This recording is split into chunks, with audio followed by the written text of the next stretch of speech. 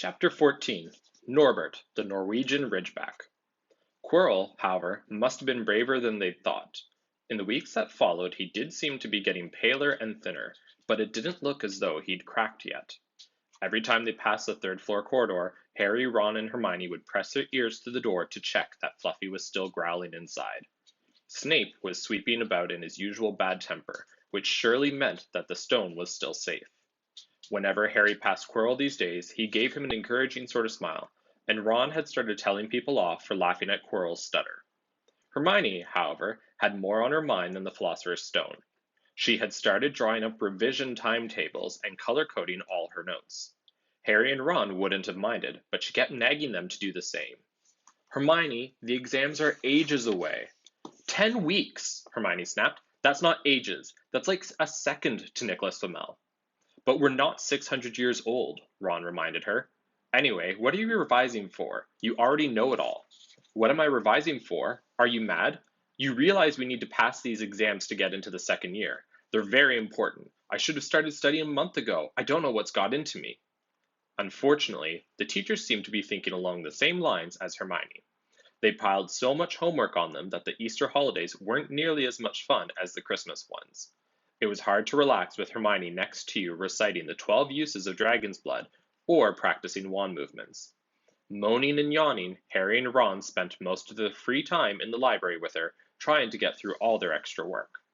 "I'll never remember this," Ron burst out one afternoon, throwing down his quill and looking longingly out of the library window. It was the first really fine day they'd had in months. The sky was a clear, forget-me-not blue, and there was a feeling in the air of summer coming. Harry, who was looking up Dittany in 1000 Magical Herbs and Fungi, didn't look up until he heard Ron say, "Hagrid, what are you doing in the library?" Hagrid shuffled into view, hiding something behind his back. He looked very out of place in his moleskin overcoat. "Just lookin'," he said in a shifty voice that got their interest at once. "And what are you lot up ter?" He looked suddenly suspicious. "You're not still looking for Nicholas Flamel, are you?" "Oh, we found out about him ages ago," said Ron impressively.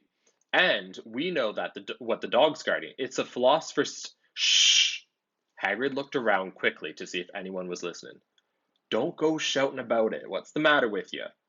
"There are a few things we wanted to ask you, as a matter of fact," said Harry. "About what's guarding the stone apart from Fluff—" "Shh!" said Hagrid again. "Listen.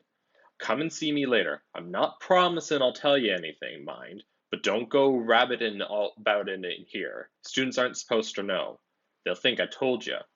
"See you later then," said Harry. Hagrid shuffled off.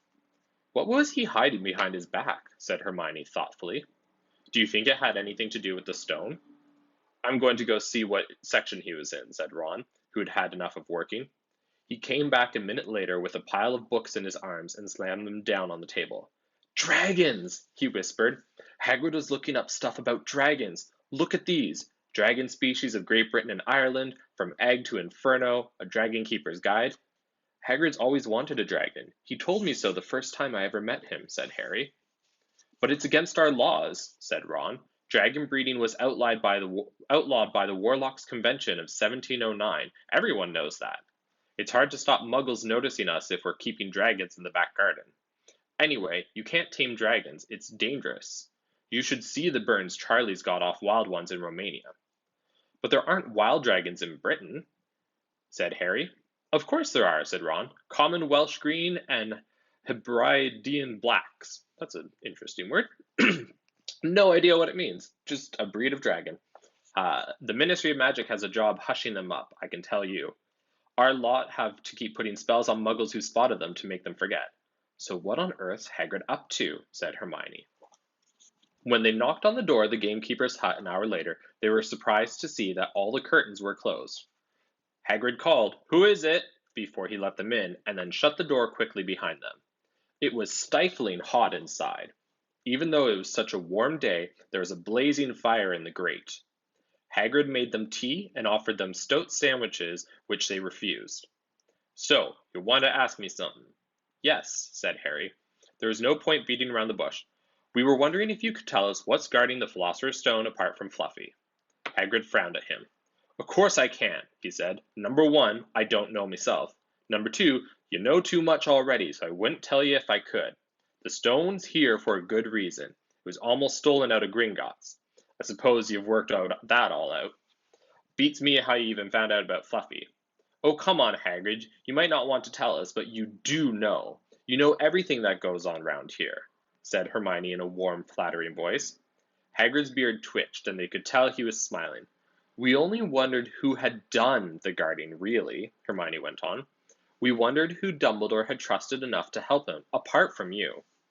Hagrid's chest swelled at these last words. Harry and Ron beamed at Hermione. Well, I don't suppose it could hurt you to tell you that. Let's see. He borrowed Fluffy from me. Then some of the teachers did enchantments. Professor Sprout, Professor Flitwick, Professor McGonagall. He took them off of his fingers. Professor Quirrell. And Dumbledore himself did something, of course. Hang on, I've forgotten someone. Oh yeah, Professor Snape. Snape? Yeah. You're not still on about that, are you? Look, Snape helped protect the stone. He's not about to steal it. Harry knew Ron and Hermione were thinking the same as he was. If Snape had been in on protecting the stone, it must have been easy to find out how the other teachers had guarded it. He probably knew everything, except, it seemed, Quirrell's spell and how to get past Fluffy. You're the only one who knows how to get past Fluffy, aren't you, Hagrid? Said Harry anxiously. And you wouldn't tell anyone, would you? Not even one of the teachers?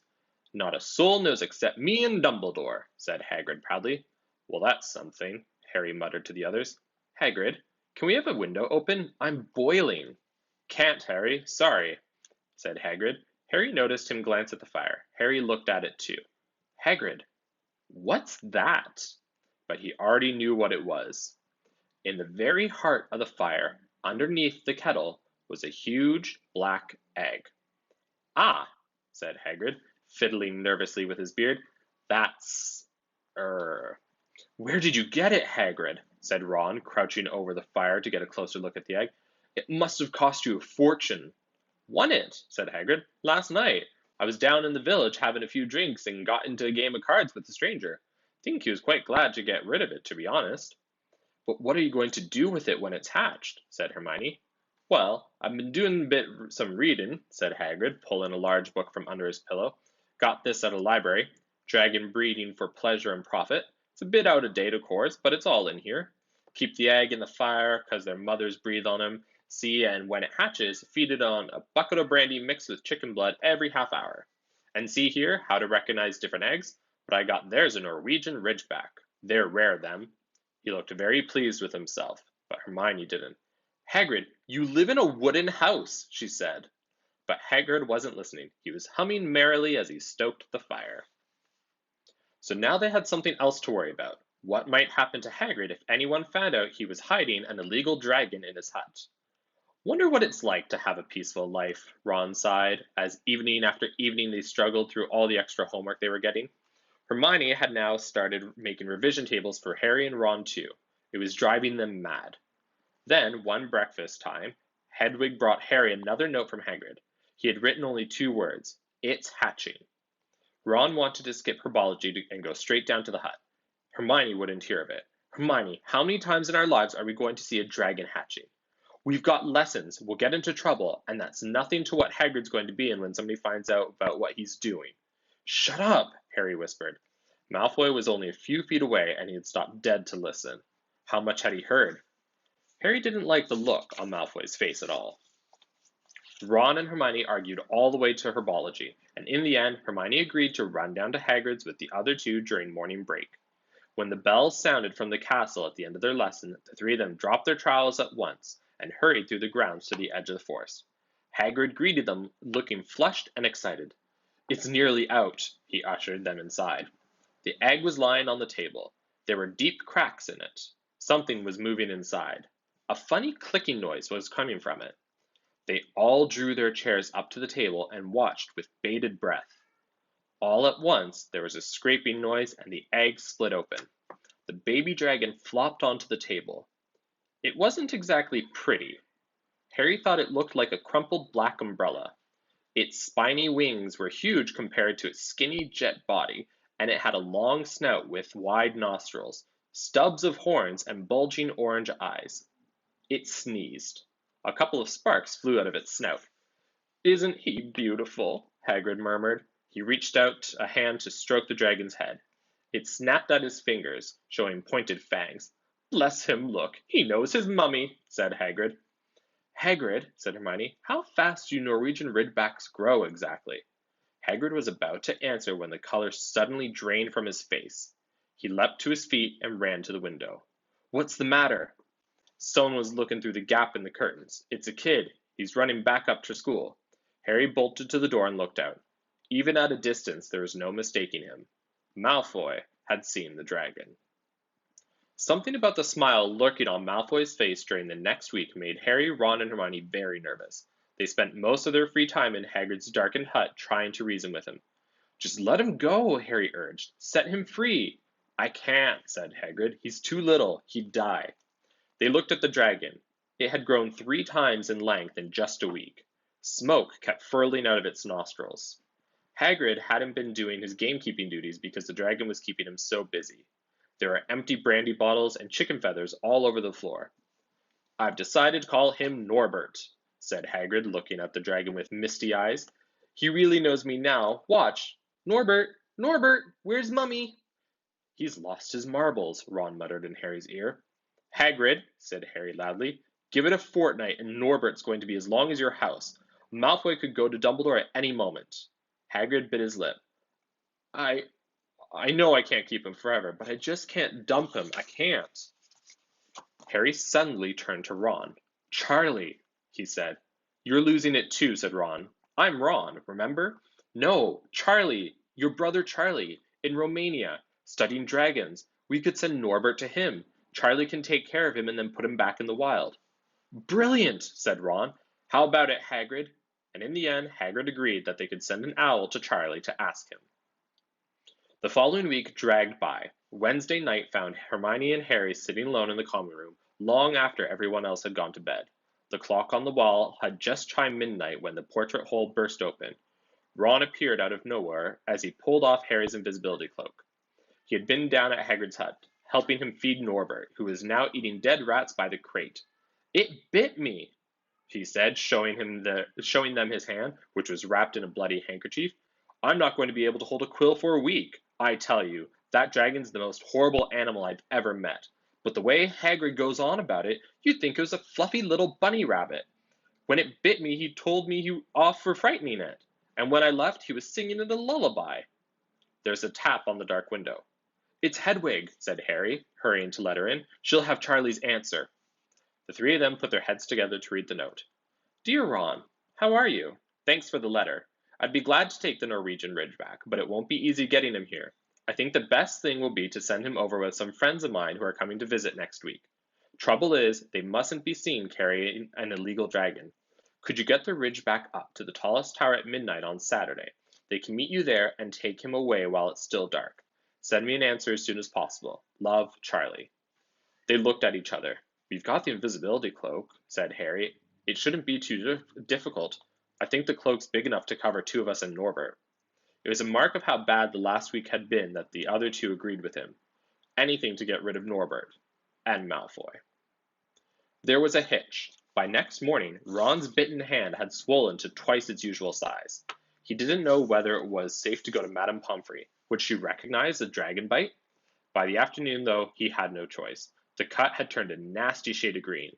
It looked as if Norbert's fangs were poisonous. Harry and Ron rushed to the hospital wing at the end of the day to find Ron in a terrible state in bed.